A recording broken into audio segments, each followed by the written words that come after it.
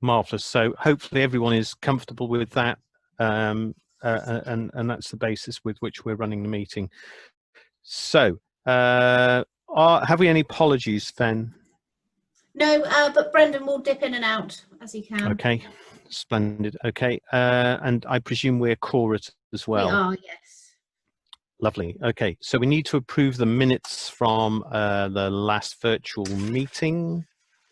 Has anybody got any amends, or are there any corrections? I'll take silence as being they're factually correct. Yeah. Wonderful.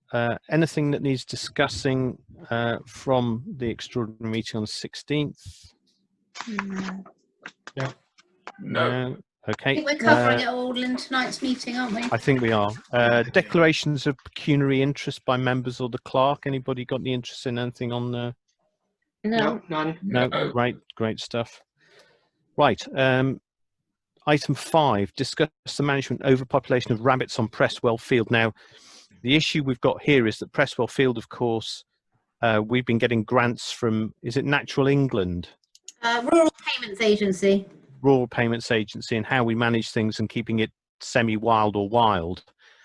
So obviously there's a situation here where we've got rabbits doing what rabbits do very successfully.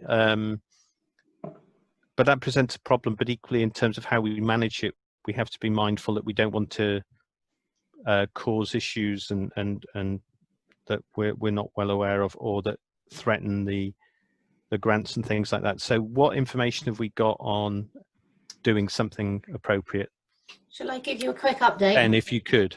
Okay, so I had a half-an-hour conversation with a chap called Ed from Natural England. He's otherwise known as Rabbit Man. He knows everything about rabbits. Because we own the land, we are responsible for this land. It is our responsibility to keep under control the population of the rabbits. So no, this won't have any effect on our grant and stewardship. Okay. I explained the current situation of where we're at now, and he said we definitely need to do this. Okay. We obviously have one quote, which Steve has sourced, but our standing orders require us to have 3. Yep. So we can't make a decision legally tonight based on that one quote. But I am meeting with some pest controllers that look after Huey Morrison stables on Monday at 3 o'clock. So if anyone's around, they can come and join me to talk all things rabbits. Marvellous. So practically, could we potentially allocate something from reserves to deal with this and then come back and actually look at the quotes either by email? Yeah, that's a good idea. Yeah. So I mean, again, I suppose it's because I don't know, but it seemed like quite a lot of money for what it was, but I guess not. Well, the thing is, it was with the quote, it was I think it's 140 a day, and I think it's 3 of them, and it's going to take 5 days. So a daily rate is actually not too bad. Right. But he said it was the worst he'd ever seen down there. Okay. In all his years. Right. Okay. Because equally, I think one of the things we'd need to be mindful of is if this is an issue, we need to come back and address it in budgeting going forward, because we haven't budgeted for this. I mean, what he did say, Fen, did you get any info on the rabbit-proof fencing? Do we get any grants or not? No, so when I messaged you back, it's only available to mid-tier and higher tier stewardship, and unfortunately we're entry level. Okay. I have done a search as well for other rabbit-proof fencing grants, but there aren't any. There may be a possibility of speaking to the National Lottery Community Fund. Okay. Now they have some grants available, but they're focusing all their efforts on COVID-19 recovery. But because the rabbits are eating the allotments have provided a source of much needed outdoor activity and produce for people during COVID. So we might have an angle on that. That might work. I'm exploring that, and I'm going to be filling in. Well, also, I think, Fen, we shouldn't get lost that the field is a common field for all the villagers to use. So the fact that people don't is not here, neither here nor there. We could easily have 200 people socially distanced in there every other day. So, you know, we can probably make a half decent argument to apply for that. But what I was just trying to get to the back of, Steve, was, you know, are we going to have to do this every 2 years, every 3 years, every 4 years, and at what cost? Because while, you know, kind of one-off hits like this, you know, we sometimes just have to take, and bear in mind we've done quite well on the EU grant for looking after the field, not actually doing a huge amount. Yeah, if we're going to have to do this every 2 years, what did it work out at? About 1,200-1,300 quid? About £2,000. Yeah, £2,000, £2,000. wow. God, they're expensive. So that was the other question I had, Ben. So the money that we get every year, are we supposed to be spending that on the field, on enhancing it? It's not always guaranteed. So we get it. I have to fill out an application form every year. We don't know how much is coming in, and we don't know when it comes in. It just appears as a payment in our bank account. So it's really hard to forward plan budget, because I don't know if I'm going to get the same as what we got last year. Right. But yeah, So- we should be using that money to maintain the land that we own as stewards of the land. Yeah, exactly. Okay. Okay, cool. Okay, so let's should we allocate some funds to, once we've got some quotes in, so as we can get this moved on relatively quickly? All in agreement with that? Yeah, Shall we definitely. Shall I set up a new EMR I think you should. called Presswell Field? Yes. And do you want to transfer 2,000 into it? Do you want to do 2.5? Yeah. Because in case there's anything else or incidentals, I mean, you might even want to do 3 if we're talking. But maybe we'll come back to the fencing once we've dealt with the actual problem. Yeah, good idea. Cool. Okay. Anyone else got anything on Presswell Field? No. I did have a conversation with some of the people that have their horses in the field. Yeah. There's a very real risk of them breaking their legs by falling down the burrows. Yeah, I mean, I think one of the issues we've got there is that because most of the people using the field are using, I think, commoners' rights and things, I think we'd almost have to take a view that, you know, it will be at their discretion. But obviously, if we do this, then this will have a positive effect. And then perhaps once the problem's dealt with, we can actually look at whether or not burrows get filled in or... They have signed a disclaimer stating that they are aware of the active warren along the western boundary. It's in their grazing agreement. So they all know it's there. Okay, so but that doesn't mean we're not mindful of it. But, you know, if you know there's a problem there, you know, the risk is with the people putting the horses on there rather than entirely with us, or in fact, it's all with us. Righty-ho. Item 6, to discuss general maintenance of playground equipment, painting, etc., and to agree the good exchange T's and C's for match funding. I think this is you, Brendan. If I can take this on behalf of Brendan, unless you're there, Brendan. Yeah, no, I can hear you. I think that the first part of that is regarding the purchasing of the paint suitable for the playground, painting the train, painting the equipment that's been repaired, the benches, probably oiling the benches in playground for use. So their questions come up about how we're going to fund that, obviously, because we have to buy special paint. So that has to be agreed. And then the team of playground working group have said that they will actually help with that, and they will do the painting once we've got the paint. So that's great, because I was going to ask Pete originally to do it, but they said they will do it, which is great. So in part 1, that's obviously what we've got to agree on, is the purchasing of that paint. I don't know how much it is, Fen, and what sort of paint you've got to buy. I've sent it to you. It's in your agenda pack. Oh, has you? Okay, great. So playground paint options. Do we know how much we need? Well, they come in 2.5 litre tins. Right. So what the chap said to me is, if I could take pictures of our equipment that needs painting, which I've already done, Yeah. I email him the pictures and he tells us how much we need to purchase. But it's Okay. not a lot when I Right. was up there. I mean, the train is just all, you know, that does need painting. That might take a couple of tins. There's the swings. I think the nest rotator is going to be really difficult to paint because you've got to paint in between the net. Right. And then obviously the benches, I mean, some of them, obviously we've replaced some slats, but some of them are older slats, so they'll need sanding and making good before any paint can be absorbed into them. Well, Okay. when I did the benches, the village donated the stain for them. I mean, if they put it out there, because Rich Fielding said he had another tin, and it just wants Yeah. staining, necessarily painting. Yeah, we need to make sure that it's not non-toxic paint, as it's a children's playground. So Right, okay. the paint sent over in the guidance pack was stuff specifically for children's playground equipment. All right. Okay, no worries. So should we again allocate an amount of money to deal with this, or can this come from expenses using the charge card? Because it'll be under 500 quid, won't it? Yeah, I can put this on the card. It's absolutely fine. Is everybody happy with that? Yeah, Yeah. Yeah. yeah. Okay, let's move to do that. So and then the Greenham Common Good Exchange fund matching thing, we just need to get that signed, do we? Yeah, so I can sign it on your behalf.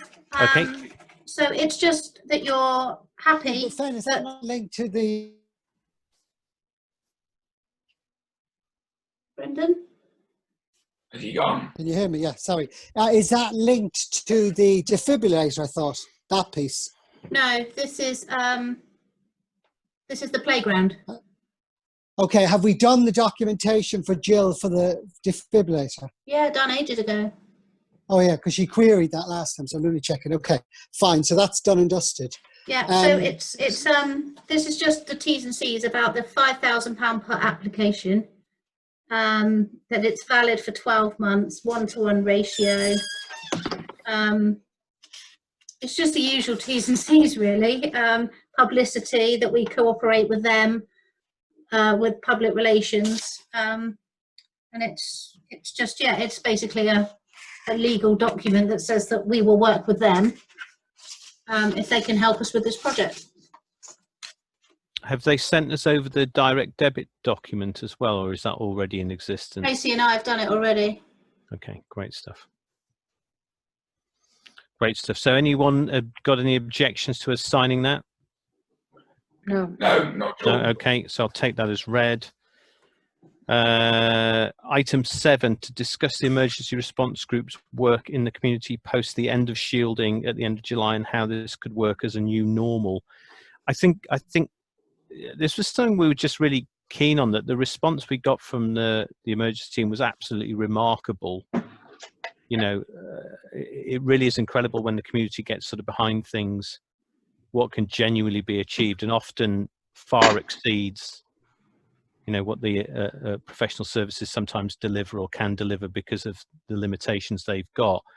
But one of the things that I know that the local bodies want to try and do is capture this rather than just let it all fade away and disappear.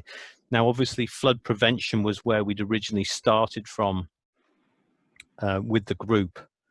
But clearly the COVID pandemic has not gone away, is not going away, and we've got complications of flu and things that may come in and complicate matters further, or possible second waves. We don't really know. So, you know, I think, Mike, you've been pretty close to this in terms of coordinating things. So I just wondered what your thoughts were.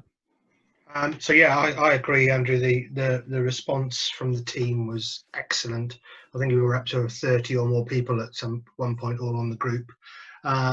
I would say that possibly moving forward, if we weren't in a pandemic situation, or we weren't going into a harsh winter or something, then I would say that we should possibly look to rota people rather than having 25, 30 people available just all the time at the end of a WhatsApp group. I think it's needed while we're in the pandemic to have that, because we might need 4 or 5 people immediately, and polling 30 now is a good thing to do, but I think moving forward, probably having somebody, maybe a couple of people that are covering week in, week out, will spread the load, and that'd be the way forward for that. But I don't see any reason why the majority of people, if they're still in the same sort of domestic and professional circumstances, wouldn't help out with that. So. Wonderful. And the other thing that we absolutely need minuting and putting in there is the thanks of the parish council and all the village to everyone in the team. It really does need to go in. It cannot be understated the difference it made. Fen. So the medication pickup that Sue's been kindly doing for us, it ends on the 29th of July. Okay. So they will no longer be handing out villages' prescriptions for us from that date forward, and they are now expecting people to be able to go and sort themselves out like they did before. We did, even beforehand though, we did have a system where some prescriptions were being picked up. Yep. So Ted will deliver to East Ilsley on a certain day. I think it was a Thursday. Okay. I had a few phone calls from some of the more vulnerable elderly people that are a bit worried about what's going to happen to them from the 1st of August. Okay. And so part of the reason why this is on the agenda is to work out what we're going to do, and how we can alleviate some of their fears. Although more and more people are venturing out, we have got shielded people in our village that haven't been out since March and aren't going out until the 1st of August. And that's only if they really have to. I wonder. Sorry, Andrew. It is a standard approach, though, isn't it? That if you are vulnerable and are not mobile, then you can nominate a third party, a family member or a neighbour or whatever to do that. I just think they're stopping this is everybody in East Ilsley in this bucket. We're preparing them all on one day, and you can come and pick them up in one go. Correct. Mm-hmm. So, if we did have people from the group, if there are elderly and vulnerable that don't have a local family member or a neighbour that they do rely on, then we could push it to the team, but possibly on an exception basis rather than it being blanket for everybody. Well, I wonder whether, certainly perhaps for the first month where we're going from this big change, whether anyone who's contacted you should we try and liaise with the people who aren't sure what's going on and see if they have got a family member, great, but if not, perhaps if we can kind of get some nominated people, because I don't really understand the difference almost between what we're doing now and then if we ended up with 6 people nominated in the same person, we'd almost end up back where we are now, but obviously on a slightly lesser scale. Yes. Can I just bring Sue in, Fen, because obviously Sue's been pivotal in all of this and probably knows more about it than most. Sue. Hello, good evening. While I've been doing the rounds and letting the vulnerable people know that we were drawing a close on this at the 29th of July, I did also say that if they did feel completely challenged about going to the surgery, that I would happily continue for a while until they could put themselves in a situation where family members could do it for them. And I just asked them to negotiate that through Fen, to be honest. Oh, no, well, fair enough. I think providing we've got a system. It's just better than them contacting me personally. Do you know what I mean? I can't keep accepting all these bottles of wine from them. So yeah, no, I think I'm happy to continue as long as it's just one day a week, not every day. So do we need to get any additional permission for you to do that? I'm not aware of it. I was going to try and speak to the pharmacist tomorrow morning because I start at 7:30 in the morning delivering and usually finish by about 11 now. So I've got plenty of opportunity to catch him at the start or at the end of the day, probably. I could ask him that. Okay. Could you let me know just sort of on sure. email who you think might still require some support? I'm aware of a couple. Yes, because I think I delivered to some of the people that probably haven't come through you. I definitely know 5 of them that would probably need to. I think if we can find out from the pharmacy what they will let us do or won't let us do, even if it's just for a shorter period of time, because we clearly don't want to force people out who are very nervous or rightly so about going out, or equally we don't want them not getting their medication or yeah, and I think it's also the other thing is, they will still be expected to queue outside of the surgery to collect their medicine, and I think for some of them that would be a real challenge. Yeah, the actual queuing. So yeah, I'm okay. I'll let you know. Brilliant. Thank you, you, Sue. And then I think the only other thing probably on the response group side is obviously because we've got Nick acting as a flood warden, that will start that when we get thinking about flooding and all that kind of stuff, we've actually got someone helping us with that role, so that's good. Is there anything else you want to touch on, Mike, on that one? No, that's good, thank you. Brilliant. Okay, right, item 8, the planning application, and this is the former Animal Institute, isn't it, Fen? Mhm. I mean, normally we'd sort of have a look at see if we could put papers up and what have you, but the planning application is enormous. I wonder if any of the councillors have got any initial comments and thoughts, if you want to just tell us what you think. Yeah, I mean, did you guys go to the open day they had over there? I did. Yeah. I didn't. I sent an email out after I'd been, because I'd spoken at length with the travel, the guy that did the car stuff, and I was trying to find the email I sent you guys, but I couldn't find it. But I mean, the amount of traffic that's going to be created just in the first year, irrespective of the housing, they're going to have like 220 trades a day on site, and that's going to be individual vehicles. So that's going to be 220 extra cars going in and out, and that's 6 days a week. Yeah. From 7 or 7:30 in the morning, and the first 6 months or 6 to 9 months is demolition as well. So all the heavy stuff is going to be coming through all day. So I didn't really see much in the documentation about that piece. I looked through a lot of it, and I couldn't see those facts in there. It was more verbalized from the guy that I was speaking to at the meeting. So I think there is going to be a big issue during the construction phase of the amount of traffic. Anyone else got any comments on that? No, just same as Steve. It's just going to be horrendous with all the traffic coming past here, going past yours. Going to be terrible. Yeah, they're not going to want to go cross country, are they? They're going to want to hit a major trunk road, so it's East Ilsley and 34 is where they're going to go. Yeah. Yeah. So I kind of think, peak times, school time and all that kind of stuff, it will be absolutely shocking. Now, I don't know if there's anything we can do with regards to from the pond upwards past the Crown. I mean, that used to be two-way, that road. I mean, is there anything we can do about getting that changed back to how it was? I know you can't please everyone. It would kind of piss people off, but in a way that might alleviate a lot of the traffic around the village.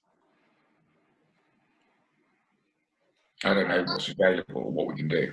I think you can only go northbound though, Steve, if you do that, can't you? You still can't go southbound. You'd have to do Broad Street, High Street to go southbound. Yeah, it's true. Depends on the flow of the vehicles and what they're doing with the waste, etc., and the demolition.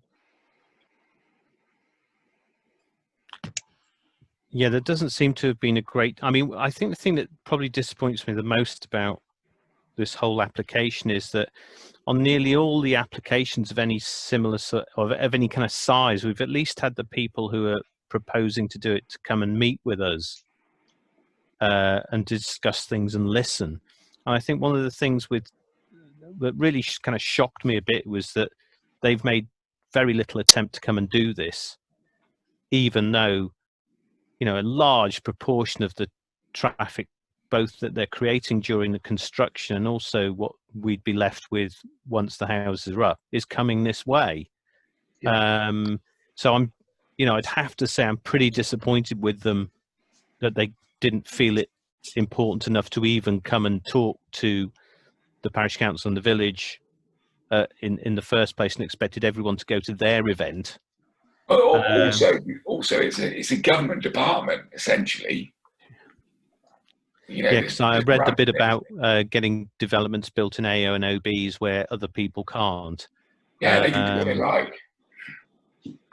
Which I think is where I think the other things that concern me in just glancing through the documents is, you know, the traffic survey seemed to err on the side of barely any problems would be caused and what have you. The percentage of traffic would be tiny. I'd love to know when they did the traffic survey. And these are the sort of questions we didn't get a chance to really ask. Because if they were doing traffic surveys any time after COVID hit, well, guess what? There isn't any traffic on the road. And I was aware that West Berkshire Council once did a traffic survey during the half-term holiday, and the effect it has on traffic is remarkable in terms of the drop in the numbers when you take kind of rush hour or schools out of things. So I can't say I'm completely happy with how they've put their numbers together and their estimations of effect in being very low, negligible for practically everything, when we've got so much demolition and construction traffic going through very, very small places. How much say do we get on it from an objection perspective? Do we get asked or not? I'm not sure. Caroline, you might be able to. We've got the same right to comment as you would on any planning application. So you can either oppose, be ambivalent, or support it. And you can request me to call it in as well if you want. Hampstead and Norreys have already opposed it, and their objection is online with the other planning application documents. And Compton are meeting this Thursday. I think there's about 30 objections so far on the website.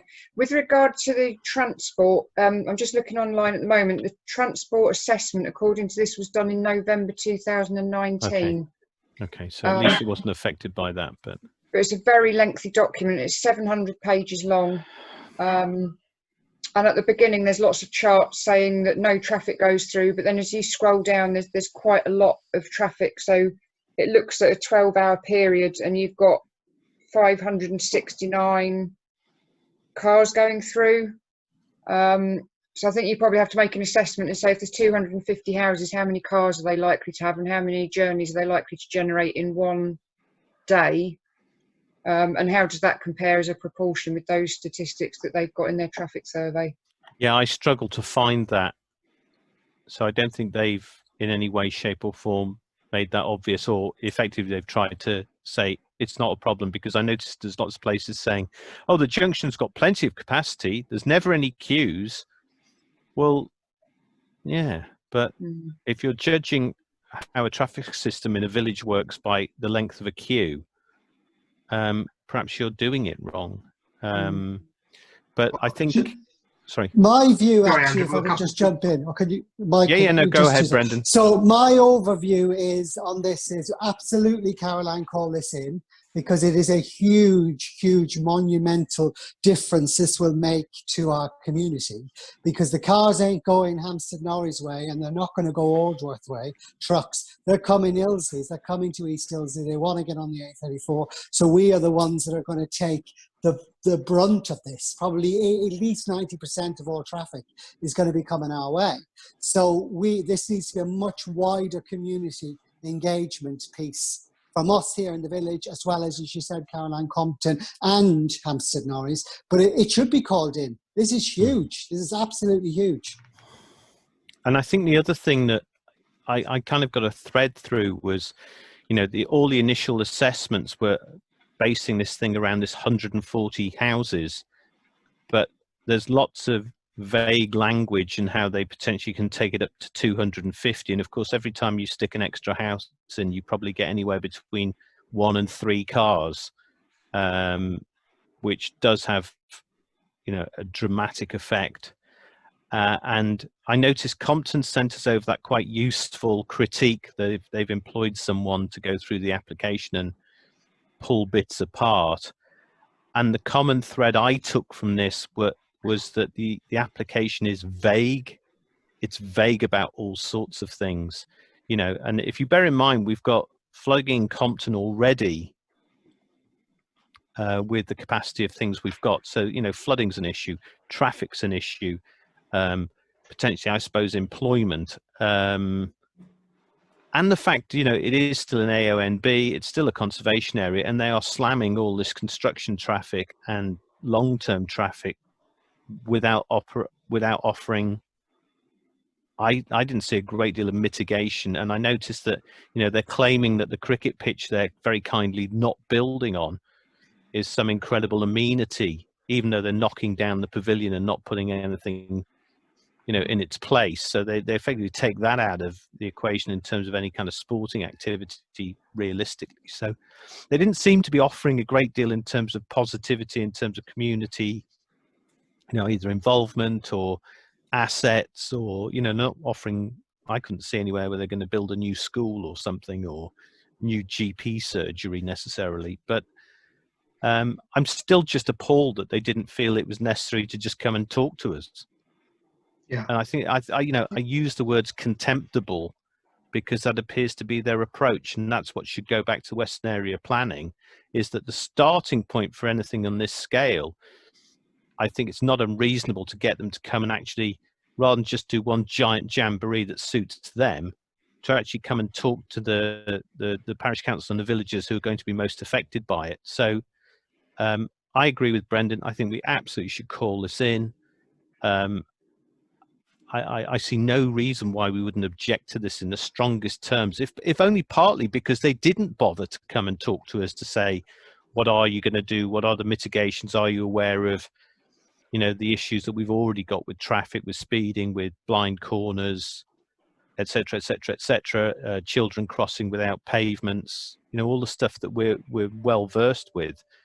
But I thought, unless any of the other councillors want to come in, I thought this might be quite a good point to stick our public section in so that we can get the opinions of the villagers who are on the call to see what. Do you mind if I jump in, Andrew? Just no, you go right ahead. You go right ahead. So when I first came to the village, when Roger Hicks was chairperson of the parish council, a conversation was happening in the background about what would potentially happen to the Animal Institute of Compton. And even then, the floated idea, the volume of traffic was highlighted. Questions and conversations were to be had with the likes of Sir James Dyson to say, how could we take the road up the side of Baker's Barn, take it, circumnavigate the village, and kick it right up the top of the A34 on the hill. So these are the sort of questions that is up for debate for them, the developer, to be having with the likes of Dyson, where there is an opportunity to move, take that road up Baker's Barn, circumnavigate East Ilsley, and we wouldn't have the traffic issue. Yeah, Brendan, that was based on the original plan of them having 1,800 houses in Compton. Yeah. So that's, you know, they'll do it for 1,800 houses, but not 250. That was the issue. And they haven't approached Dyson. I mean, obviously they wouldn't, but what I'm saying is conversations that I'm aware of is they've not gone near Dyson in any question to ask for any opportunity to change road layout. But naturally, why would they if they think they can squeeze this through? So, yeah, I mean, we can get to voting, but I'm absolutely wholly against it. Yeah, me too. So, Caroline, just before I call in the members of the public, go on. Yeah, I'll just let you know about a few different bits and pieces, if that's all right, with relation to this application. Yeah. So I've been talking to the planning officer at the council about this since last autumn, because we originally anticipated it was going to be submitted at Christmas time. And one of the things that he said to me that would be really important was for him to see the costings of dealing with the contamination on the site, because one of the controversies is that essentially the public the public are going to end up paying for clearing up the site rather than the people that vacated it, and that will have an impact on the number of houses. So the developer will want more houses to compensate themselves for the fact they've had to decontaminate the site. So the planning officer has said he will want to see detailed costings about that. I've contacted the Downland practice to ask them if they're aware of the planning application, and to make sure that they're going to get consulted. I know from having spoken to a doctor, they said that what often happens is the clinical commissioning group is consulted rather than the doctor's practice, and any monies due from the developer end up going to the clinical commissioning group further up the food chain and don't end up coming down to the local level. And I'm conscious that a lot of people are really, really worried about the impact on the doctor's surgery. The same with the schools as well. And the education department within the council will be consulted about the planning application and asked what they think the potential impact would be on the schools. There are quite a lot of documents online about contamination of the site. So I've read one today that said that they found the remains of a sheep which had higher levels of radiation than it should do. So there's all kinds of things hidden away. There's something about anthrax as well. So I think there's quite a lot of questions to be asked around that. Thames Water have put in a submission and said that there's only enough capacity for 20 houses for foul water. So they said that they would want a planning condition to say that no more than 20 houses should be occupied until such time as a proper foul water plan is put into place. But I think that would be the case with a lot of big developments. So I don't think that's probably, you know, something to be particularly concerned about, because they would have to do that anyway. I'm trying to think if there's anything else. So the deadline for people to comment is the 29th of July, 3 weeks after the orange notices went up. There's about 40 people who've commented so far. But yeah, I mean, just to reassure you, I am in contact weekly with the planning officer. Have you raised this with the MP as yet? No. Because I think you need to. Um, Especially in light of things like we've just been talking about with contamination, because of course the contamination is there because of government activity. You know, it's not as if it was a rogue farmer. It was the blinking government. And they're the ones that abandoned the site and may have all sorts of nasties in there. And as you've highlighted, you know, if the costs of putting it right are then borne in extra houses, extra traffic, extra pressure on the doctors' schools and what have you, that doesn't strike me as being particularly fair. No. Is there anything else you want to say, Caroline? Because I'd quite like to get as many folk in who want to comment on this as we possibly can. I mean, and just to reiterate the fact that I'm on the Western Area Planning Committee, so I can't say publicly that I am definitely against it or definitely in favour of it, because then the applicant could say, well, this person is biased, shouldn't be allowed to vote, etc. No, I think we will come back to once we've heard from everybody in terms of what the parish council wants to do, wants to say.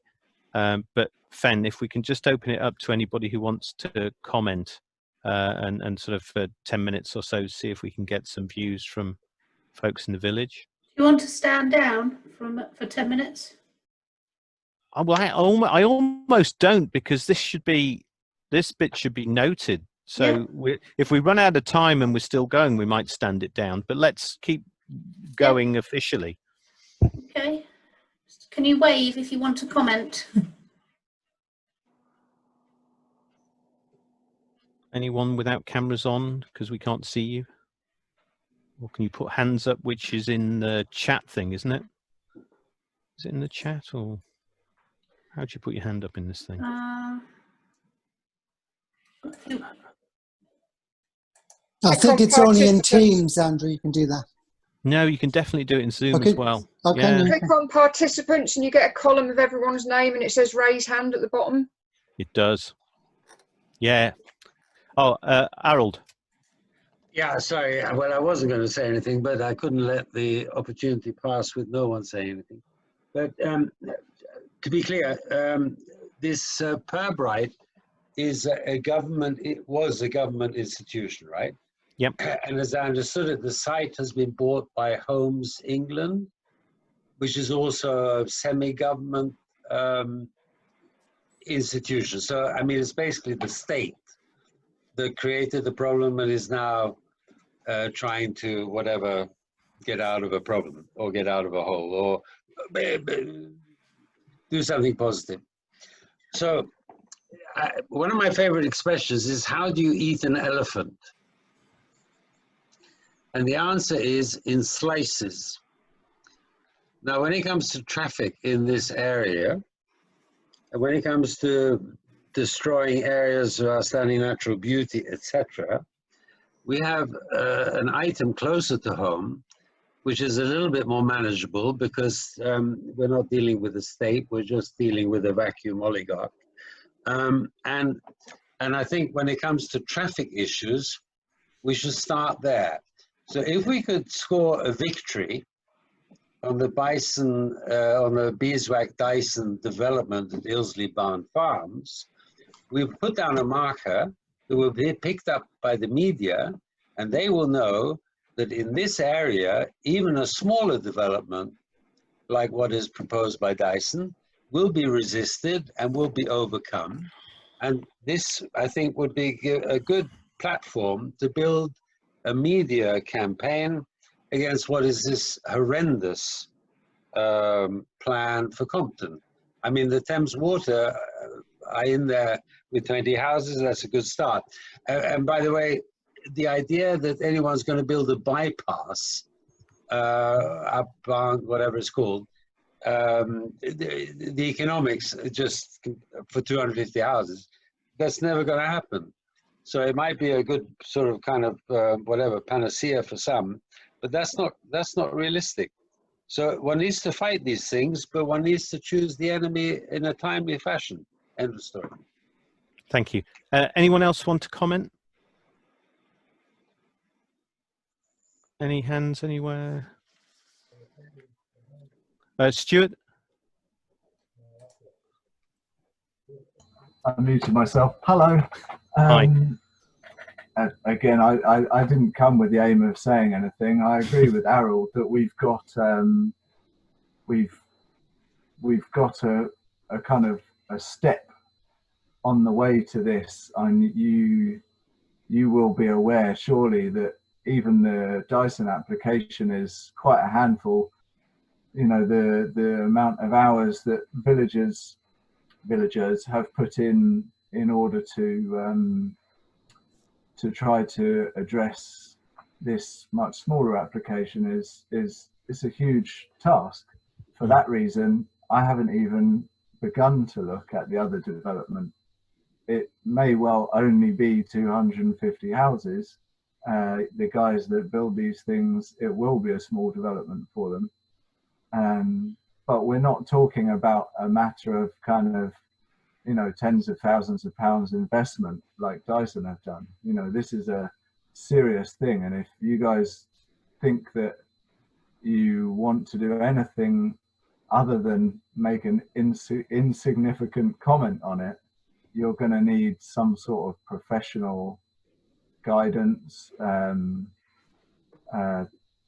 some sort of assistance, because you can say that you oppose it, and that will be noted and duly ignored, I'm sure. Anyone else got anything they want to say? No. Okay. So I mean, you know, I hear what everyone's saying, but you know, as with all things to do with local government, what have you, every item is taken on its own merits. So other things aren't necessarily connected. So whether I agree with you or disagree, it doesn't really matter. You know, this will be viewed upon the merits of it as an application. So we have a very limited role, as Stuart's highlighted, in terms of what we can and can't do. You know, so as a parish council, we can support it, say nothing or object to it, and we can or can't ask our local councillor to raise the issue at Western Area Planning. I mean, the other thing again that, you know, this, I suppose the disappointment with this is because we have a deadline of July the 29th. They deemed it didn't matter enough to come and even talk to us. So yeah, I mean, there may be, as Harold said, that, you know, they believe they are, you know, that they have everything, you know, heading in their direction. So why bother wasting their time? but it's disappointing. It's really, really disappointing because it, you know, whatever effect one development or the other might have, you know, this will absolutely change forever. Lots of things around this area because of the sheer scale of it. You know, the sheer scale of it relative. I think it said it's going to increase the population of Compton by, was it 20 or 36%? It's something huge, and of course, it goes between 140 and 250 houses. Mike, I see you've got your hand up. No. So yeah, I've sort of picking up really what Harold said there about the slices of the elephant conversation. If you disregard what's going on at Sunrise Hill and the Barn Farm, etc., for a moment, I think that we certainly need to be picking our battles with this. Pirbright Institute is in a residential area. It happens to be a government-owned facility, but it's in a residential area. If we're now talking about ground contamination, radioactive animals, anthrax, surely there's a duty of care to clear that site and remove those contaminants prior to them approving anything happening in that area. And that should be a government responsibility to do that because it was a government-funded institution. Any other? I'll put that on my letter. Yes. Well, again, I think one of the things that, you know, that fine, we as a council can do what we can do, but you know, individual villages have got to decide whether they want to object or not. The deadline is the 29th of July. Hampstead Norris has objected. I'm pretty sure Compton are going to object. That seems to be the tenor. And I suppose, as with lots of interesting things like this, we'll find out whether local public opinion matters or not. I agree with Stuart in terms of professional advice and things like this, but we don't have time on our hands to do that. Stuart, I'll just take one very quick point from you.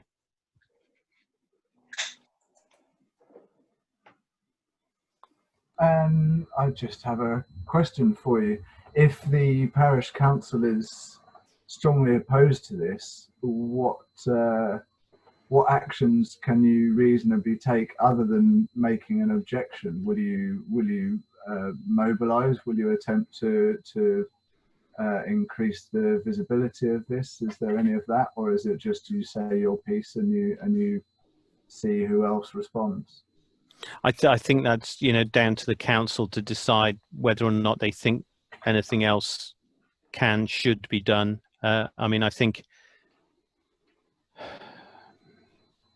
it is unfortunate that this Fen, is this officially being brought to us, or is this us effectively commenting on it?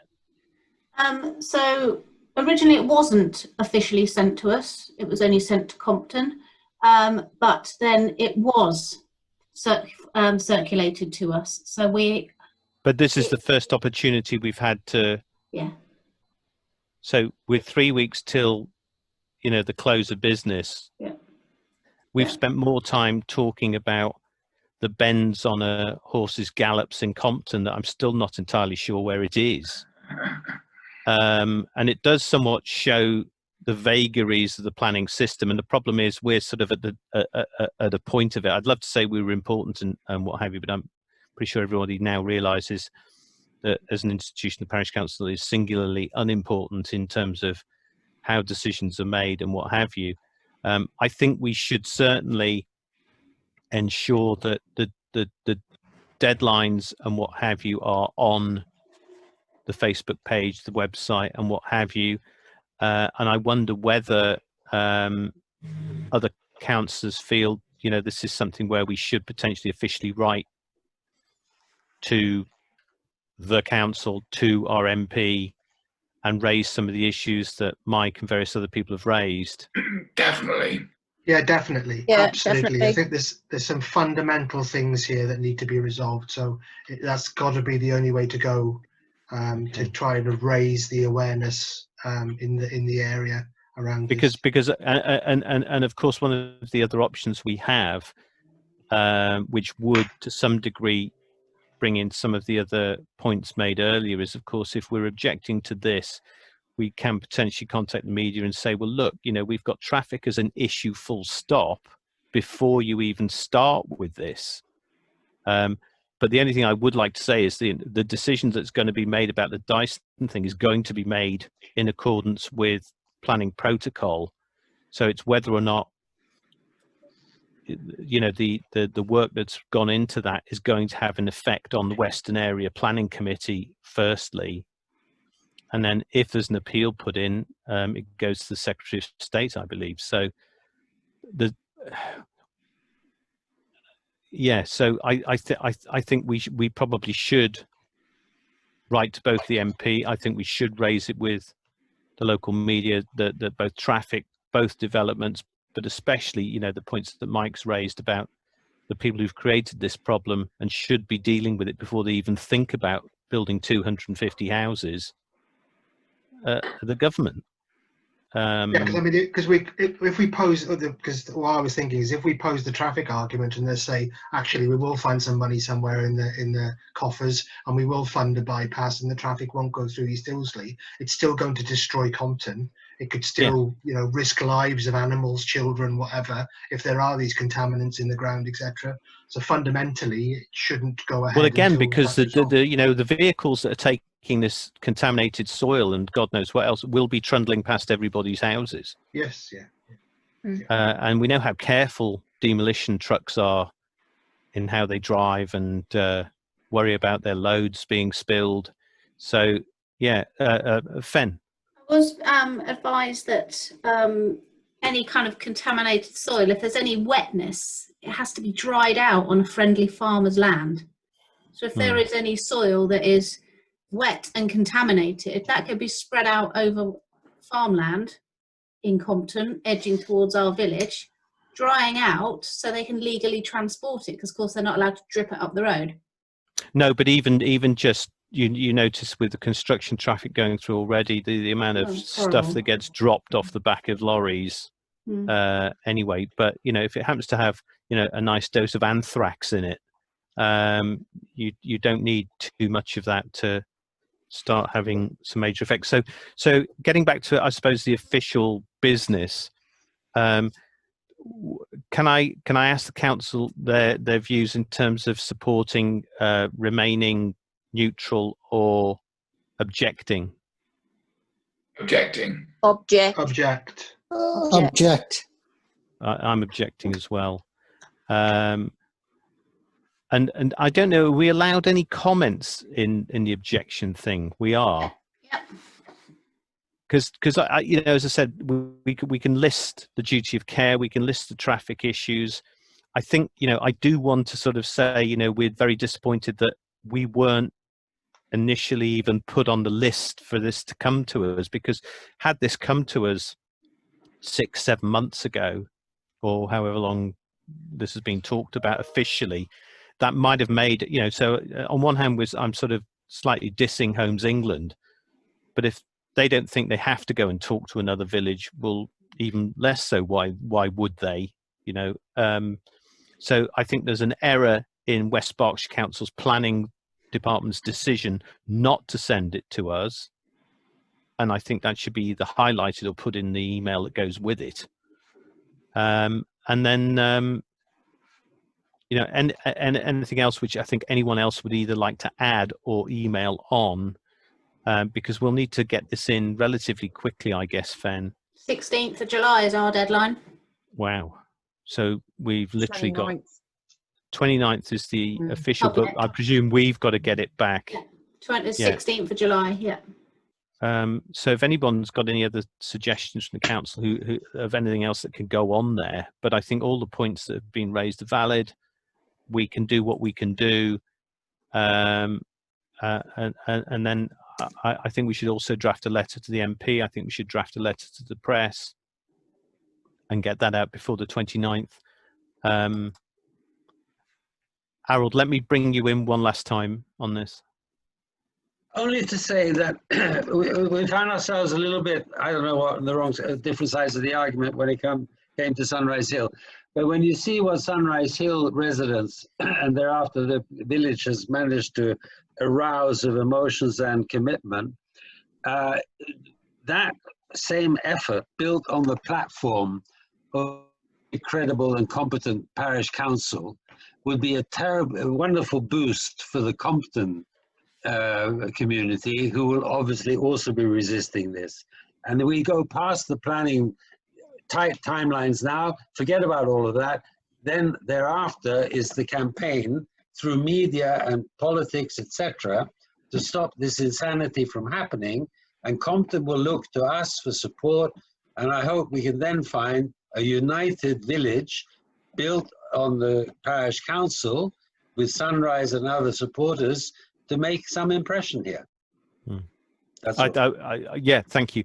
Again, the planning process in its vagaries and bizarre elements sometimes seems to take notice and sometimes doesn't. Sadly, you can never call it. You know, as we found with the Newbury bypass and various other things and what have you, it's not always for want of trying. But I don't disagree with you. But we have to hit the timeline we have to hit with what we can officially do. And then I suppose once we get a response back, either from the planning committee, from the local MP, we see where we are and go from there. But I think we've been let down quite badly by the planning authority in this not coming to us prior to this. As I said, when you think how much time we've spent on a horse gallops where we weren't even sure where it was officially, and yet planning on this scale, barely gets sent to us. There's something not right with a system that deals with things in that manner. So perhaps, Caroline, you can help express to the planning chaps that we're less than impressed.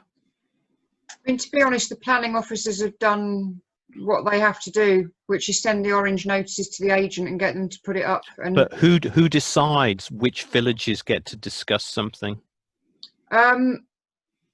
There is a possibility that Simon didn't send it to East Ilsley until later, because I know he was on leave, because I sent him an email and I said, Highways England reckon they don't know about it. Why haven't you told them? And he said, I've been away for a few days, so I've just sent something to them today. So there is a possibility that that's why, but I can ask him about the rules regarding which. Well, I think we need to, because if necessary, just because a planning officer decides to go on holiday, shouldn't really determine whether or not an area is blighted by something. No, I mean, the deadline was when the orange notices went up, so it was after the orange notices went up after he came back. Yeah. Yeah. I just emailed him actually and copied in Fen and said, can he clarify the deadline, because I know that Compton are not meeting until Thursday evening.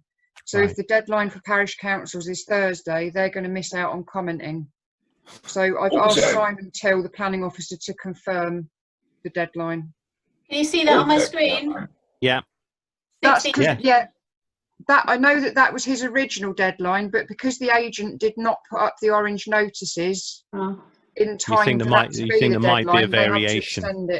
So it's possible that he sent that to you before the orange notices went up late, and then the 3-week thing starts, and he has probably omitted to come back to you and say, actually, you've got longer now. Okay. So I've put that in writing anyway, just to make sure.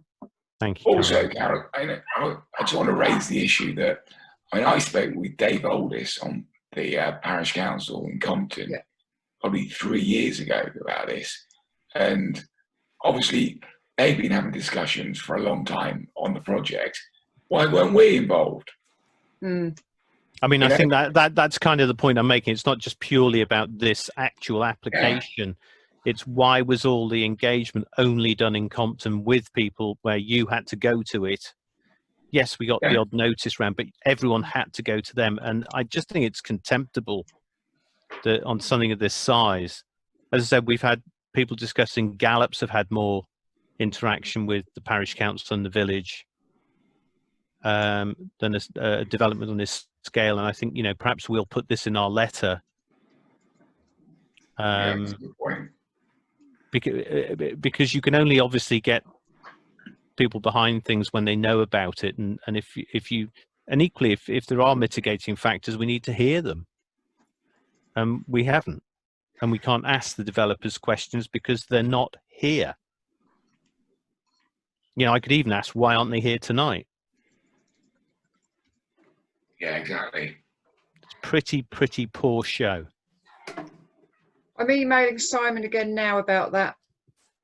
What I would say though, when you submit your comments, you need to focus on planning related issues, because I can appreciate why you're not happy about this, but when it comes to planning committee, that won't matter. It'll be you saying things like, I don't agree with this because it doesn't comply with policy X, Y, Z, whatever. And in terms of the objection, because obviously we get about 3 lines to comment on the original objection, and I noticed from the Compton document, you know, they've got probably 35 pages of comments from the consultancy they employed. Do we know what the regulations are about how much plain paper we can attach to our objection? Can we just literally copy out their criticisms from their consultant or not? Hampstead Norreys have done a couple of paragraphs. Okay. Yeah, I think it's just in a plain document. I don't think it's an official document. I'll just double check. But I don't think you're restricted to 3 lines. Okay. Yeah. So, Fen, I think we need to clarify the deadline date for this going in. And Steve, I don't know if you can talk to the chap at Compton. Yeah, I'll speak to Dave. And see if he's got any views on, you know, is there anything useful? Because as I said, the problem with this is it's a 700-page document. And we need, as Caroline said and Mike said, we need to concentrate on areas where they're planning related rather than moral issues, because moral issues don't get taken into account, it would seem. Yeah, true. Yeah, I think we need to. I think, Andrew, we need to pick our arguments there, right? We need to, like Karen has said, you know, focus on the areas that are real issues for us, like contamination and stuff like that as well, and then almost address the West Berks planning problem as a slightly separate problem, to say, you know, we demand that you consider traffic flow through our village, access data for when developments like that are, you know, are in the area. So we can kind of like cover some of those off, but the stuff that really needs MP involvement and quite high profile news coverage is things like anthrax, radioactive sheep, that type of stuff. If that's in that report, then this shouldn't even be going to committee at the moment. It should be, somebody should be fundamentally, you know, resolving those issues before it actually moves forward at all. Excellent. That's what Hampstead Norreys have put in 2 paragraphs. Okay. Yeah. Could we ask their clerk to send us a copy? It's on the planning portal. Okay, we'll have a look on there then. I'll cut and paste it for you. Thank you, Carolyn. We can at least have a look. And then if we can get a definite on when this absolute deadline is, and if you speak to Dave, we will construct something, I suppose, to go with the application, and then see where we go from there, and get something in writing to the MP as well. Right, okay. Item 9, to consider the payment of annual grounds maintenance grant to St Mary's Church of £400.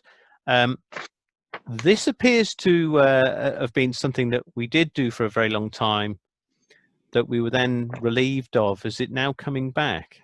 No, so we used to pay for their lawn mowing through AD Clark. We did. But because it's not a closed churchyard, we don't assume responsibility for it. So we stopped paying. East Ilsley Church don't have a lot of money. They need an awful lot of repair work done to the structure of the building. We can't help with that legally. Yeah. But what we can legally do is donate a sum of money to them on an annual basis for grounds maintenance only. Okay. So they've completed a grant application form. Which was in the pack. Yeah, which have requested £400, and they won't get any more money this financial year from us, but we are legally allowed to support the church from a grounds maintenance purpose. Okay. Anyone got any views or comments on this? Supporting, against? Supporting, anything? yeah. No, I'm supporting, yeah. I'm Yeah. supporting. Yeah, support. Okay, I'll support that as well. So, Fen, take that as read that you know we will do that. We just have to make sure it's put in the appropriate pot. Yeah, so I will. We have a budget allocated for that each year, Okay. and I've got their bank details, so I will send it over by bank transfer. Okay. Fabulous. Thank you for that. Excellent. Item 10, Clerk's report to include finance correspondence and training. Okay. Fen, over to you. Thank you. So yeah, look, quite a bit of stuff from me this time. Sorry about that. Yes. So June, there wasn't much going on. We spent just over £1,500. Some good news, we got credit interest on our deposit account, which originally was cancelled back in March. We received a letter saying because of the poor interest rate, we wouldn't get anything. And then suddenly they've reinstated it. So that's topped that up a little bit for us. As of, well, last Tuesday, 25,000 in the current account, 39 in the deposit account. So that's all looking okay. Right.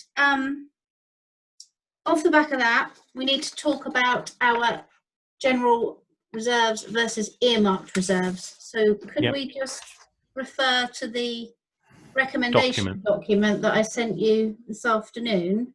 Yes. This might change again now because we're going to ring fence some money for rabbits. Yes. So we're now putting 2,500 in a rabbit EMR. Yep. Essentially, the external auditor will not sign off our accounts until we have only got enough to support the parish council for 1 calendar year. General reserves. Okay, so we are allowed to have about 19,500 in our general reserves, not ring fenced. So we need to move about 11,000. Okay. So my recommendation was to rename a EMR and call it Pond. At the moment it's called Flood, but we also have emergency planning. And just to move the money into there. But as I'm moving 2.5k into a new one called Rabbits, what do you want to put in? Well, I'd be tempted to keep the amount of the pond sort of where it is because I've got a horrible feeling it may end up costing something like that. So okay, rather than and then that will just obviously keep us beneath the ceiling. It will keep us beneath, with some headroom. So it'll be perfect. So we also need to top up our playground EMR by 1,632. Okay. Which will allow us to pay for the red lynch kit and the post-installation inspection. So are you all happy that I move from general reserves 1,632 to playground? Everyone happy with that? Yeah, fine. Yeah. Okay. So are we including paint in that then, Fen, as well? I haven't included paint. Let's chuck it in there. Plus paint. Okay. That would make sense. I'll speak to Rory, the paint chap, tomorrow and see if I can get a rough idea of how many tins. Or in fact, or just stick an extra 200 quid on it. Because I would have thought that'll cover it one way or the other. Okay, so 2.5 for rabbits, and 11k into pond, and that should reduce our general reserves down to a more manageable figure. For the auditors. Cool. So I've got to have that to him by Friday because he's going to complete his report. But that is the only thing that was flagged up. So if you're all happy with that, I can do that tomorrow and let him know. Brilliant. Thank you. Thank you. Right. On to correspondence. So we used to have a domain called eastilsley-pc.org.uk. We did. But it was never used, and we were spending 50 quid a year on it. So I've just not renewed it. Is that all right? I think the reason we didn't get rid of it was to stop someone cyber squatting on it. Okay. that this is a long time ago, but I think, bearing in mind we had the village website hacked and we had to go to the Home Office to get it unhacked. I don't know really. Anyone got any thoughts on it? They did write to me and say, this domain is about to expire, but Yeah. you haven't used it ever. Yeah. So Yeah. I suppose if someone wants to do that in ho-hum, they will. Yeah, 50 quid a year though for an org.uk domain is Does seem quite expensive. Yeah. Either or a tenner a year. Yeah. it's 50 quid. So maybe wait until it goes back into general circulation and buy it. and buy it for a tenner. Okay. But I'll I think keep an eye on it. that was sort of vaguely behind this. There was a height of sort of cyber squatting and what have you. So I seem to think that was brought into mind, but God knows, because the former website became a bit of a mess. Anything else, Fen? You got some training stuff? Oh, there's a lot. Have you not read my report? I have. Keep going. The Great British Litter Pick is back 11th to 27th of September. The cancelled one was the spring clean. Obviously, I know Tracy's done one for the playground. I'm conscious we're not meeting again until September, so Okay. I need to know if we want to do this again during this time, because I have to let Keep Britain Tidy know if we're not doing it. Any thoughts, anyone? I wouldn't have thought so, because it's, I don't know. It's probably best in February, really, when all the grass and everything's down. Yeah. If you can't get to it. It does seem an odd time of year to do it. Yeah, it's February. Because originally it was the spring clean, wasn't it? And then obviously that got cancelled because of COVID, so they've rescheduled it to September. But if we're happy that I just have to let them know we're not doing it for it all to I wouldn't bother. To be honest, I wouldn't bother. We'll do it in February, March next year before the grass grows. Yeah. Okay.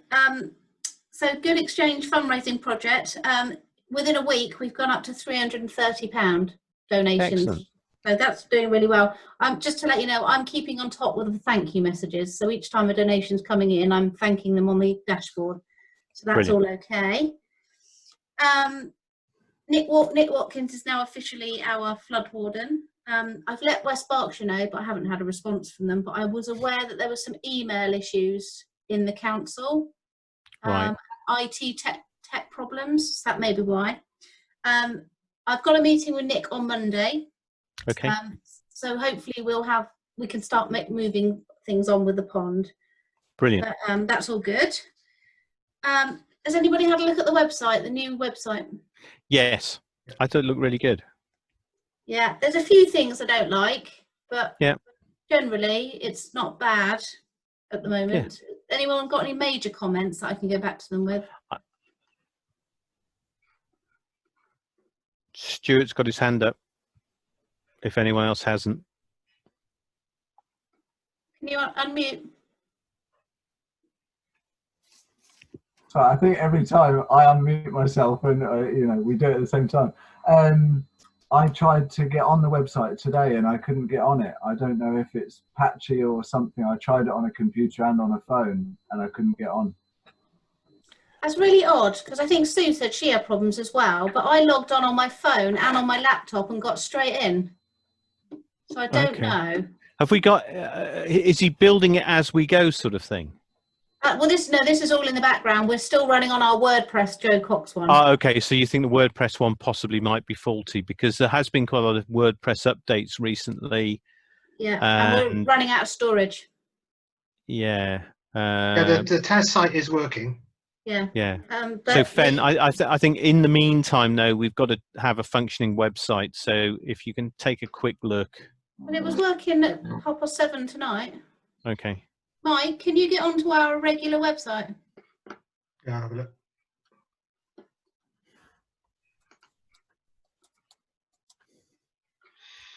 Crack on, Fen. Right, the SLCC want us to write a letter to our local MP. Yep. About their concerns regarding the future financial viability of the town and parish councils which they serve. they've written a letter which I've given you. Yep. It's whether or not you want me to send that to her. I'd be more than happy to. Anyone else? Yeah, good. Yeah, go ahead. Brilliant. Right. Okay, Google Drive. So Yeah. the place where we store and save all our documents and our email for retention and security. We're literally almost out, 14.6 gig of our plan. So Okay. we've got an option with Google to upgrade to 100 gig, which is Yep. more than adequate. We can either pay £1.59 a month or £15.99 for a year, or we buy an external hard drive for about Let's not do £600. that. I'm a bit worried about the security of that. Well, security, when it disappears, when it corrupts. Yeah, if I drop it, exactly. So do you want to go for the £1.59 a month or pay the £15.99 for a year? Pay the annual if it's cheaper. Yeah. Okay, perfect. Right. It's time to do a renewal of Connecting Communities in Berkshire at £35. I've given you the benefits of membership. Do you want Yep. to continue with that? I think so. Yeah. Yeah. Okay. Right. Next one. This is a bit more money to spend. So my Silker qualification. So I have had my introductory webinar, and I've also done a skills audit with the trainers who have both confirmed that I am ready to undertake this qualification. Before September, I need to sign myself on, only because the prices are going up by 25%. So at the Seems moment, reasonable. we need to Yeah, pay sure. the SLCC 350. That's for them to deliver the qualification. And then through HALC, who are doing the training, which is the four-hour-long webinars that I have to do at 390.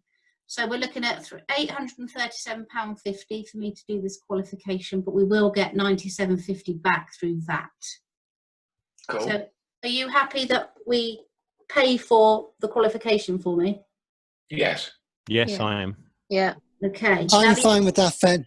Thank you. Now the other thing is the extra time this is going to take. Obviously, as you know, I have 2 hours a day, give or take, with various different aspects of the job to do my work. Now, I've given you a little table here of the extra work they think I would need to do for this. They think I'm going to need 40 hours extra of writing assignments, but I've had a look through the portfolio. I don't think I need that much. But obviously the webinar training sessions is 4 lots of 4 hours. So it's whether or not you're going to, you can support me, you know, by paying me my hourly rate to do my training. Yeah, I'm fine with that.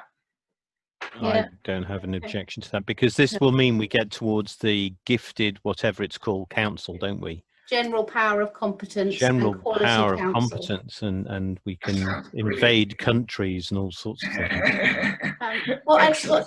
If it's all right with you, what I feel more comfortable doing is a bit like the monthly spreadsheet I send you with my hours. I'd like to log a Silker spreadsheet. Yes, that So makes that perfect it's sense. accurate. And if it's all right with you, because I don't know how long this is going to take me, I would like to just kind of put it in as a one-off payment at the end of the course. Yeah, I think providing we budget for it, and I think the other thing, Fen, is if you can make it as a sort of every other meeting action to come back and tell us, How I'm are doing. you on the hours? Are you under Yeah. the hours? Yeah, I just think it's then- going to make payroll a nightmare if I keep adding in training hours. Yep. And so it would just make sense if at the end of the course, when it's completed, I say, right, I've done, 50 hours here and 50 hours here. And then we make a resolution to pay that at the hourly rate. Brilliant. Is that okay? I think that's So Fen, sensible. you gave us a good idea last time, which you didn't need to, but you did, which was great, to give us an idea of us investing in you in a typical business scenario, us investing in you, you investing in us, and us being able to lock you in contractually to stay with us as our clerk as we invest in you. Of course. So we can discuss that obviously when we have our next internal meeting about your development, but it would be absolutely worthwhile looking at how we do that and what is reasonable. I don't think it would be highly unfair if I got you to pay for all of this for me and then hand in my notice in. That would be awful, because it goes with me. And left us for West Ilsley or somewhere like No, that. you Yeah. won't.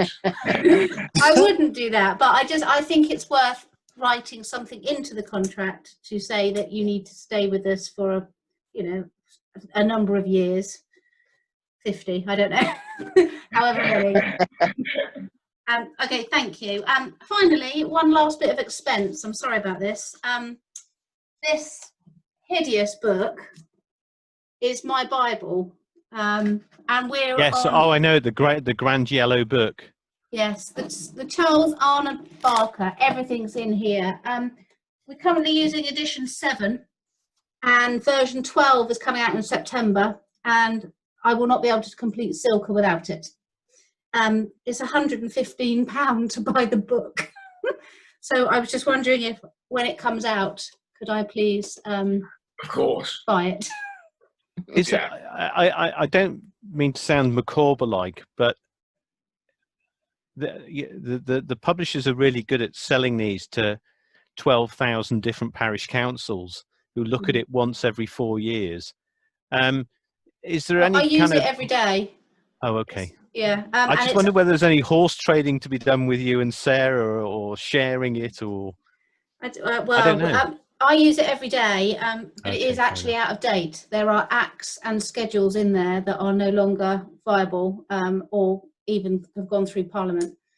So the advice that I was taking out for some of my pre-Silk course was factually incorrect because it's out of date. We better be up to date then, I think. Everyone in agreement with that? Yeah. Right. Thank Fabulous. you. That's my little bit done. Wonderful. Item 11, Mike, the MS team meeting you had with Highways England re the junction. Yes, I'll give you, obviously sent you the report from that meeting, but I'll give you a quick overview. They are looking to remediate a problem on the junction. So the no entry sign. This is the northbound one, yeah? Sorry, yeah, northbound A34 junction, yeah, onto Fiddler's Lane. As you are driving to head northbound, if you look at the oncoming carriageway as it comes off the road, there are a couple of no entry signs there. Those signs are illegal in that they're not at the statutory height, and they need to be removed. But because there is no permanent traffic regulation order, this is all the fun stuff that I'm looking into for you guys, on those signs, they will not be automatically replaced. So the suggestion is that a PRTO is raised and put on those signs. So when they are removed, they are replaced with the requisite size and height signs or whatever, which will actually improve visibility, because at the moment the signs are too low and they could obscure a vehicle that is leaving the carriageway and heading towards Fiddler's Lane. So that will help mitigate a little bit of the risk of that junction. But in line with that work, they want to remediate some of the vegetation around the northbound angle, and wanted to clear all that back or whatever. Caroline was on the call with me, thankfully, and quite rightly pointed out that the challenge with the junction is that vehicles leaving the dual carriageway at 60, 70 miles an hour, immediately trying to reduce speed, but coming around the corner too fast. It's the vegetation on the southbound side that is the bit that will give us the most benefit to clear the junction. So they have agreed that they will amend their work and they will clear vegetation on both sides of the junction, which is good, while they're kind of replacing these signs. We did then go into some kind of quite lengthy debate around the T-junction element to that and to why that hadn't been considered before. There was a little bit of confusion, I think, there. It didn't really pass the sniff test with me, but what they said originally is that that wasn't for consideration. But later on in the call, they did say that that had been considered and it had been discounted because it's a 70-mile-an-hour road that joins a 60-mile-an-hour road, and therefore having sweeping bends on that road is kind of standard protocol on a junction of that size in that configuration. but we did kind of pass on a diagram that I generated about possibly changing that into a T-junction for consideration, but I don't think it's going to get considered or indeed remediated in this tranche of work that they're proposing. Yeah, I wonder whether longer term, it's worth a conversation with people like, is it ROSPA? Because if someone can genuinely tell me coming from 70 to 60 round a bend that's basically a hairpin is a sensible suggestion, I'd be really surprised. I mean, I understand they're basically going, well, the regulations say we can. Well, it doesn't, the regulations used to say lots of things, but it doesn't necessarily mean they're sensible. Yeah, so, and there was a bit of debate as well then, is that because it's, because the junction is predominantly Highways England, but it joins a road that has West Berks jurisdiction, so there as well, goes from Highways England into West Berks, there would need to be kind of like a tripartite, us talking to both parties in order to possibly get something like that resolved. I still think that up until you would make a T-junction would still be Highways England. It would be. I'm happy to be wrong, but I think that would be. No, I agree. But where it changes into Fiddler's Lane, there would need to be some consideration. Yeah, Caroline, so I just wonder if it's worth, just when we're long-term talking about all sorts of things, including the 20-mile-an-hour zone and various other things, whether, okay, we know it's not going to happen overnight, but, at least if West Berks supported the principle of that or looking at it, it might have some effect on Highways England, because otherwise it will remain like it is forever. Yeah, I should note that. And as anyone who uses it, it's incredibly dangerous. Yes. And you also, I don't know if it was mentioned, but I've taken photos of people parking on it. Yeah, I've seen people on the telephone on it as well. Yeah. They actually park in between the bit when you come off and before you actually rejoin the sort of Compton Fiddlers, not Compton, West Ilsley, not seemingly aware that it's 70 miles an hour in a blind corner. Yeah, so I do find it remarkable that Highways England feel that cutting some vegetation is the road to improvement. But ho hum, we are where we are. Let's start with that. But I think it might be worth us asking the traffic guys at West Berkshire Council. Did they mention anything about the southbound exit at all, Mike, or was it just not no? So I think the kind of the premise, Andrew, for the work was the fact that somebody had highlighted that the no entry signs were illegal and not standard, and therefore something would have to happen to that junction, of which they've also considered the vegetation and cutting that back while they're doing the work. I will also highlight as well for everybody to remind you that they did say that it was 4 to 5 weeks work possibly to be able to do this, because they would only want to work in the daytime, and the junction would be closed and they would divert via West Ilsley for northbound traffic, and traffic wishing to join northbound into East Ilsley would have to go up to the West Ilsley turning, turn around and come back down Abingdon Road. So there would be a month of disruption for that as well. But no, they didn't mention anything about the southbound junction. And when we highlighted, I think Caroline and I independently highlighted about the fact that there was this planning permission going on for 250 houses, potentially 500 other vehicles, if you could average that out, that would be using those junctions. They mentioned that they were very light use junctions, and they had no idea that that there was planning permission in for a new development in the local area. So so there was stunned silence, I believe, Caroline, was what we said afterwards when we mentioned that, and there was so much navel gazing and a bit of muttering, and then somebody said, I need to defer that to somebody else inside of Highways England who deals with that kind of stuff. So splendid. Caroline's kind of followed up and going around that route with those chaps now, so which is great. So so that's wonderful. So no direct action from us, but clearly we can probably talk to West Berkshire Council about whether or not a better solution might be possible at some point. Yes, indeed. Yeah, I still think there needs to be that. I did talk to them as well about whether the kind of on-ramp and off-ramp were like regulation in terms of length, because I've been told before by other people that it's possibly that it doesn't meet certain criteria, but they were adamant that for a junction of that size in that area, it did meet minima. So it was okay to have that, but I do believe that we need a longer off ramp and a longer on ramp on that junction, because it's it is of a challenge if you have an average car to get up to anything like the speed you would want to be to join the carriageway whilst looking in your mirrors and doing all those bits and pieces. So, but they were adamant that it was adequate for what we had with the traffic going through it. Lovely. Thanks, Mike. Thanks, Caroline, for going to that meeting for us. Item 12, confirm the payments for the courtesy lights, which, if people aren't aware, are the relatively small low-level lights that are stuck on various houses around the village, tagged directly into the people's electricity supplies. So the parish council makes a token payment each year for the people that keep the lights on, without necessarily giving us the full West Berkshire Council LED experience. And I suppose it helps preserve the nature of the village in itself. Anything to report, particularly, Fen?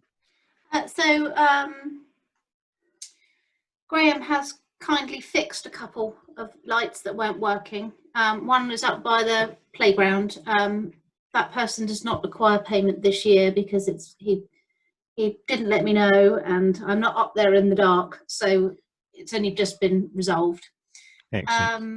There's another payment that's not happening because they were unaware of the scheme, and at the moment they're not even sure they know where the light switch is. So there's a bit of ongoing investigation work happening there, but there'll be no payment for that.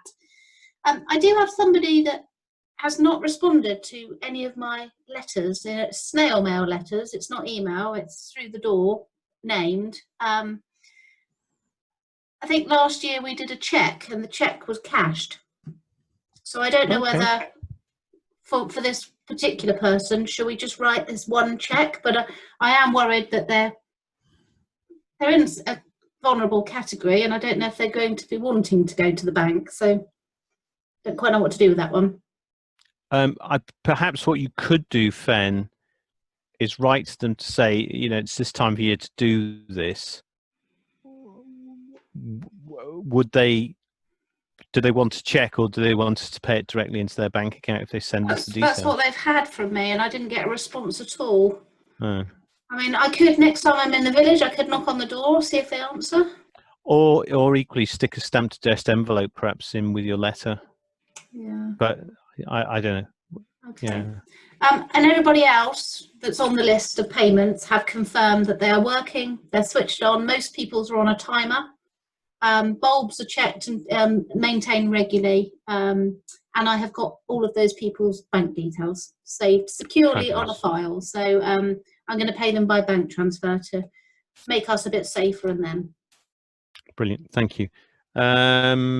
Anybody got any comments about that or anything? Yeah, I'm a bit worried about the vulnerable person. If you can share an address with me, I could pop around there tomorrow.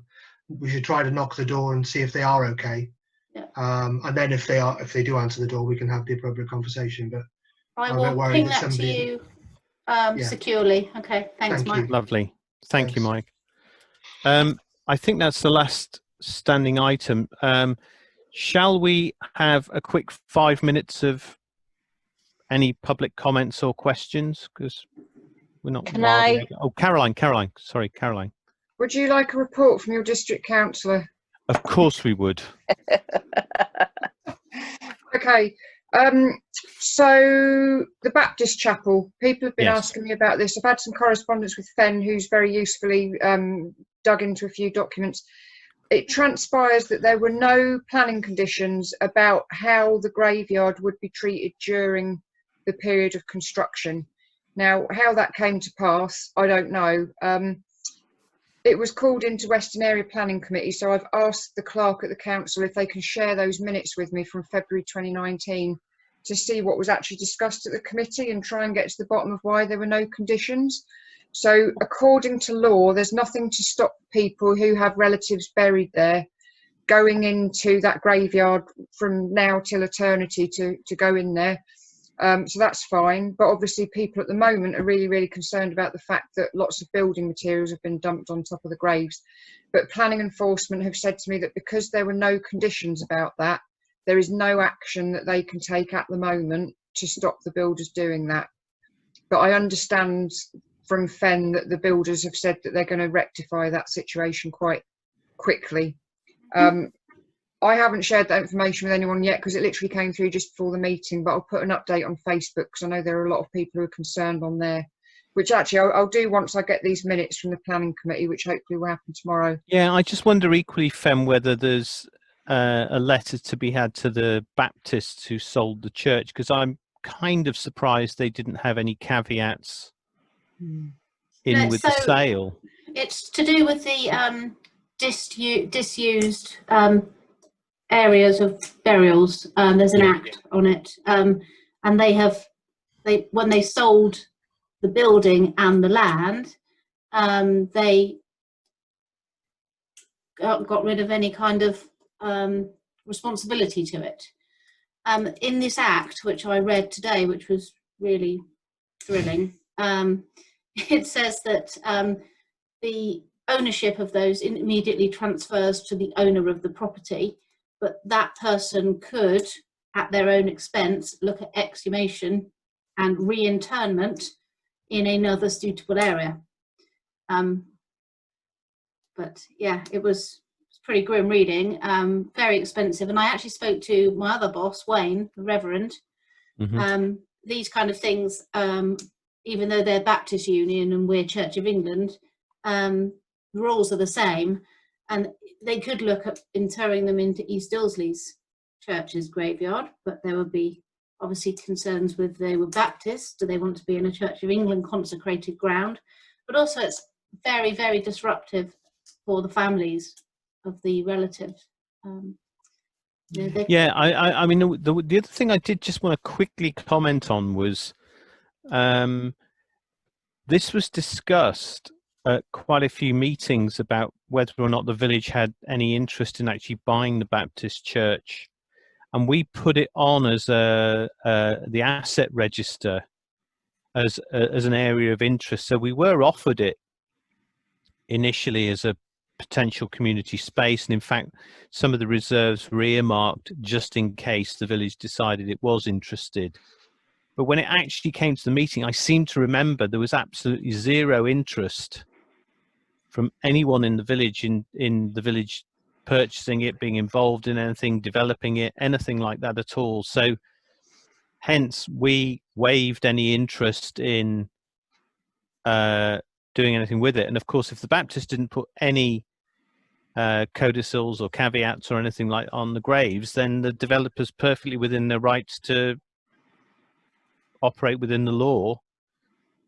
But it was discussed, and there was no interest whatsoever from the village. I mean, it's partly because of its location that there's no parking and things like this, which is partly why I think the builder's struggling with putting materials in appropriate places. But yeah, I'm afraid that, you know, it did come up and it was talked about, and it got put back on the market. I did find in all my files the right to bid form that we'd completed for West Berkshire to say that we would like to bid on this. But as you say, Andrew, absolutely nothing post that. It's literally no, because I think if you went through the agenda, it was on the agenda, and no support came from any direction for any involvement with it. So we moved on. It's worth noting as well that as a parish council, we have absolutely no say in any of this. I know people have come to us, and I've done my best because I've got numbers of the builder and the developer who have been really, really good. But there was quite a lot of upset on the social media, but it's really not us, and we've done our best, but we got a bit of stick, I think, for not doing enough. Well, I think this is why, you know, I'm pleased it got raised, because as I said, we did put it on several agendas over a period of time, and received no comment almost at all, as I recall. So I think, yes, there's some people probably quite rightly being upset, but probably in the wrong direction.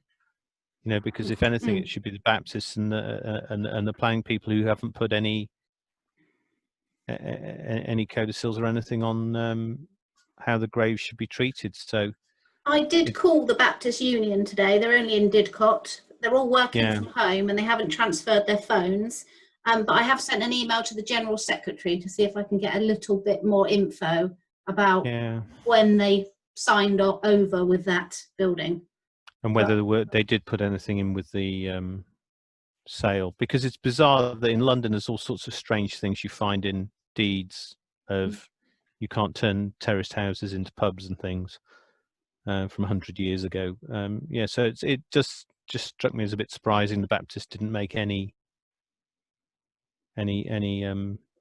amends on that. It's a sad state of affairs, though, isn't it, where we're talking about what should be common decency and respect, and we're actually talking about that because it wasn't included in the form somewhere. People are just being disrespectful. I mean, I'm glad that the builders have responded in the way that they have, but it's a little bit too late, isn't it? It's already caused upset and concern. So. But, you would have thought that in taking on a project like that, that probably would have been at the top of your list in terms of what we shouldn't sensitivity. Sensitivity around that. Yeah, it's crazy. But anyway, So right, Caroline. Anything else about that? Ilsley Barn Farm, still no date for it to go to Western Area Planning. It definitely won't be next week. So the earliest it could possibly be is the 12th of August. Oh, the glorious 12th. How appropriate. Yeah. So I'll keep people up to date about that, but it's definitely not on the agenda for next week. Your bid for money for the playground went in through the members' community bid application. So we'll hear about that soon, hopefully.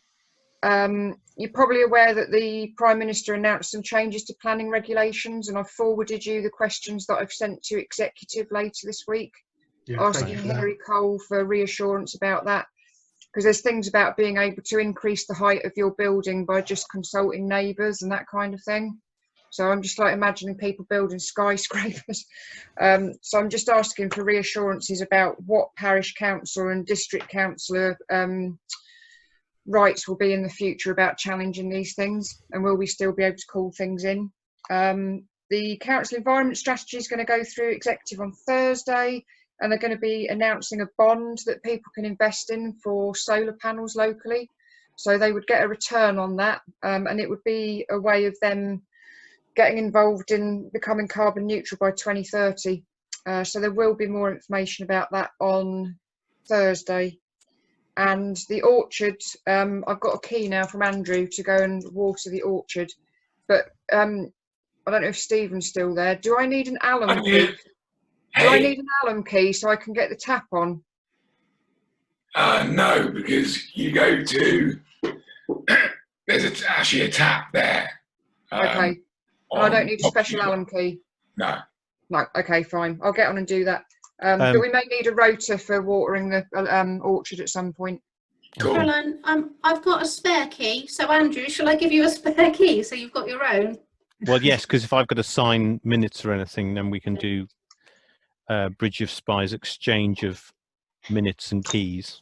Okay. Cool. That's it from me. Thanks, guys. Thank you. Ben. I've got one really quick one. I've forgotten about it. Sorry. Can you see my screen? Yeah. Okay. So obviously, as you know, the container is pretty much nearly full with all of our stuff. But there's a couple of vital pieces of kit we need in order to be fully operational. So we need a jerry can for water. Yep. So I've got 4 options here. I'm going to just quickly scroll through. Will it let me? Yeah. We need some screwdrivers. Yep. We need a funnel for the petrol to be poured into the generators. Yeah. And when I got the generators out and I was talking to Pete, we realised we didn't have any way of connecting the generators to anything electrical. So the plug adapters are £8.50 each. Okay. And then we just need a couple of these, one for each generator, so that we can do the lights, charge phones, that kind of thing. So I need to spend another £112, but I've got some money left over from our bid, so we can claim 50% of that back. Excellent. So are you all okay with that? Yes. Yeah, Yes. fine. And I just think the water container, I'm just thinking 20 litres, 10 might not be enough, 35 might be too heavy to carry, but a 20-litre one might be all right. Anyone got any experience of carrying water? Well, what? Well, I 40, would just say 40 mugs of tea is 20 litres. Okay. So has anyone got any recommendations for which size water? Should I go for the 35 then? Yeah, But if we're going to do different areas, can't we just get more than say the or 10 two litre ones? 15s or something. Yeah. Yeah. Two 15s. Yeah. Yeah. Okay. Yeah. Brilliant. Two 15s at £13.29 each. Sold. That's lovely. Thank you for that. It's amazing. Yeah. But there was. Can I just say one last thing? Yes, Tracy. Pen Meadow. Yes. Oh, yes. Yeah. I think we should probably cutting. write to Lockinge and just say, look, we're a bit concerned that in the middle of a conservation area, their nettle farming project, Yeah, it's awful. though being very successful, possibly doesn't quite look how it should. And also, all the trees in Pen Meadow have got TPOs on them, and they are not being looked after. Shall I come and take some pictures and put some pretty pictures in a I'm going to do a lot of letter writing for you, aren't I, the next couple I of know days? it completely Jane Austen sort of, hopefully with a quill pen. I'm going to get my quill out. Okay, I'll come and take some pictures so we've got a bit of hard evidence, because when I spoke to them on the phone, they don't come over. So they're like, we've got no idea. No, well, the only time they seem to take an interest is when Pete reminds them that they don't actually own the field, because they moved the deeds and records into London during the war for safety, and they got bombed, bizarrely. So certain people in the village are absolutely adamant that they didn't own the land anyway, but I think the time for arguing that may well have passed. But yeah, they don't seem desperately interested in maintaining the field, or in fact the fence, because there are broken fence posts. There is soil all over the footpath, so you can barely actually walk one person up the footpath now because of the soil from their field. Yeah. So I think they need to do some maintenance. Yeah, I spoke to them about the fence before, and she got all in a dither on the phone going, oh, I don't really know what you're talking about or where this is. So I sent her a screenshot, and she was like, oh, I'll get someone to look at it, and they never have. Fabulous. Yes, excellent. So I think we'll just have a quick 5 minutes if anyone's got any questions or comments. Anyone got anything particular? Not from me. No. No. Okay. In that case, we will call an end to tonight's meeting. Thank you everyone for coming. Thank you for all the inputs. Fem, will you capture anything in the chat just in case? So we've got a record of that, because there's some interesting stuff in there, and we may be able to use some of that with the objection notice. So I suppose that's the key bit of business in terms of finding out dates and what have you, and contacting the other parish councils. And we will see where we go with from that. But thank you all for taking part tonight. Thanks for all the people coming and watching. Hopefully it was thrilling stuff. How you really want to spend 2 hours. And who knows, maybe we'll be back in person soonish. Yeah, so cool. Who knows? Anyway, thank you everybody. You guys. Good evening. Bye. Thanks.